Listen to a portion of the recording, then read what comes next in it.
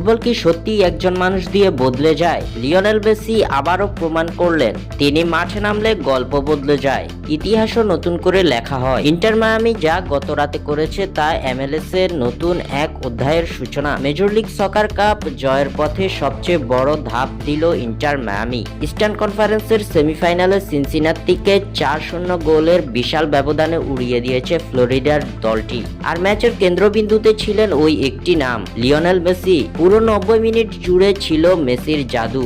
1 গোল 3 assist, মানে গোল হয়েছে 4টা, অবদান সবগুলোতেই। তিনি নিয়েছেন 3টি শট, করেছেন 2টি সফল ড্রিবল, ট্যাকেল সফলতার হার শতভাগ। ফাইনাল থার্ডে দিয়েছেন 7টি পাস, আর তার সব ক্রস, সব লং বল নিখুঁত। পুরো ম্যাচে 41টি সঠিক পাস করে যেন পুরো গেমটাই নিজের ইশারায় পরিচালনা করেছেন। ম্যাচের মাত্র 19 মিনিটেই আসে প্রথম গোল। মাতেও সিলভেত্তির ক্রসে বক্সে দারুণ ফিনিশ মেসির। মায়ামি পায় স্বপ্নের শুরু। সিনসিনাতি ফিরতে চেষ্টা করেছে ঠিকই, কিন্তু সমতা ছুঁয়ে দেখা তো দূরের কথা, চাপ সামলাতেই হিমশিম খেয়েছে। দ্বিতীয়ার্ধ ছিল পুরোপুরি ইন্টার মায়ামির কবলে।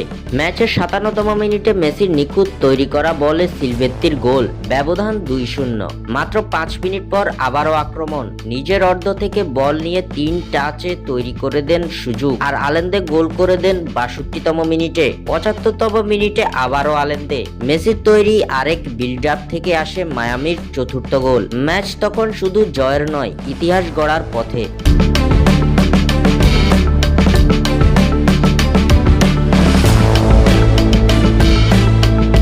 প্লে অফে 7 ম্যাচে 7 গোল এবং 6 অ্যাসিস্ট, অর্থাৎ মোট 13 গোলে সরাসরি অবদান। প্লে অফ ইতিহাসে এত গোল অবদান আর কোনো MLS খেলোয়াড়ের নেই। মায়ামির হয়ে এটা মেসির নতুন রেকর্ড, আর ফুটবল বিশ্বের নতুন শিরোনাম।